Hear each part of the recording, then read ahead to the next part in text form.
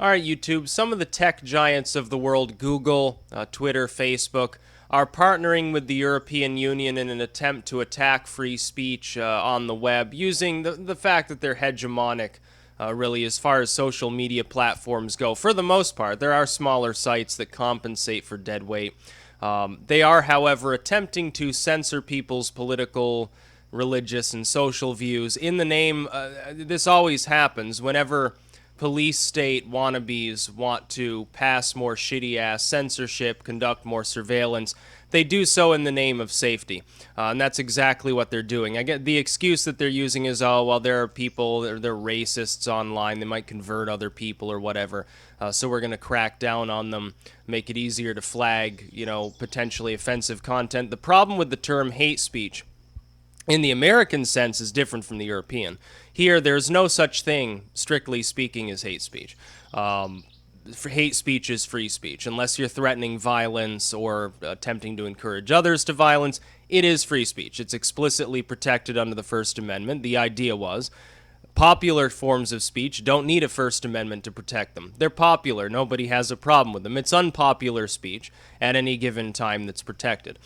This is the same thing that protected people, half a century ago, and they were saying, oh, I don't have a problem with homosexuals, from getting beaten down by the cops for being degenerates or something like that. That's the way that we operate in this country. Those protections are explicit. They're not simply implied. They're explicit. There is no such thing as hate speech, legally speaking. In Europe, it's a little bit different. However, none of these European governments have ever substantially defined what specifically rises to the level of hate speech. They simply want the opportunity to censor anybody who happens to voice an unpopular political, social, or religious opinion. That's what it boils down to. Governments invariably do this. They're not doing this because they're afraid of Nazis beating some black person. They're not doing this because they're afraid some gay person might be bullied to suicide. They'll use those very rare examples as an excuse to pass more similar legislation. However, that is simply the excuse. It's not actually the purpose behind what is essentially a form of censorship of the web. Now, Obama wants to give over the web to the wider world so that nations like Saudi Arabia and China can easily get into it and exercise their will over websites more easily through legal means. These free trade deals help facilitate that as well. What they want is a globalized, mediocre, much more censored, heavily surveilled internet, as opposed to one that is largely, not entirely, but largely beholden to U.S. law as far as it goes. That is, if a site is set up, and if it's hosted in the United States, a foreign person who is running that site might get in trouble with their government, and users can get in trouble with their government. However, it's not necessarily possible for them to force a U.S. firm or U.S.-based part of a firm to comply with foreign law. Therefore, there is a constitutional protection on people's speech, on what they're putting on there, on the opinions they're expressing, and it rises far above the level of protection present in a place like Europe, and even much further above the level which it rises to in a place, again, like Saudi Arabia, or you would think of, Venezuela or something like that. There are protections on the web, especially when the firm is explicitly a U.S. firm. However, what we have here are a host of U.S. firms saying, oh, fuck the Constitution. Even though we're based in the United States, our mailing addresses are in the United States, our staff are largely in the United States, and we conduct our business in US dollars, we're going to bend over backwards for the Europeans in order to let them insert their censorship into these sites. I don't find that to be acceptable at all. If you want to go by European norms, then you should pay European taxes and base yourself in Europe. If you're going to pay American taxes and be based in the United States, you have a duty to uphold the Constitution of the United States as well. The Constitution should not be construed as simply binding government. The idea that the government can then go in and entice or coerce a private business to go against the Constitution is just as unlawful. Government can't do that. Why should a foreign government have any sway whatsoever over what a U.S. internet firm would do? It should be subject only to U.S. law, only to the U.S. legal system, and that's all, because it is a U.S. firm. Let's not make a mistake here. They will shroud this in the guise of we want to protect certain groups of people from being bullied, from being harassed, from being attacked or whatever. Not that any of that really happens in Europe on the internet anyway on a regular basis. The Europeans are far more gregarious and tolerant than the average U.S. citizen is. The far left here is equivalent to the far right over in Europe, essentially, as far as their attitudes on things like migrants, gay marriage, and things like that go. It's not to protect these groups, though. It's simply a power grab by the European governments. It's a way to stymie the internet. The internet has been the best force for human development that we've seen in human evolution.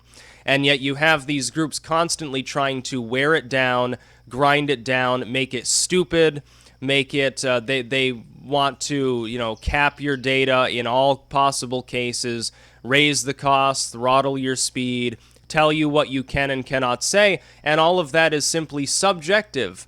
It's not objective truth, it's simply the subjective whims of the going philosophy of the modern era. If the internet were around 100 years ago, I pointed this out, people would be speaking quite differently. What is currently labeled as hate speech, which is a non-issue, legally speaking, what's labeled now as hate speech would have been considered, it's a no-brainer, it's perfectly acceptable. Yeah, that group's over there is savages, these homosexuals are degenerate and going to hell, and so forth. And people expressing what are now considered tolerable views in Europe would be considered like heretical or something.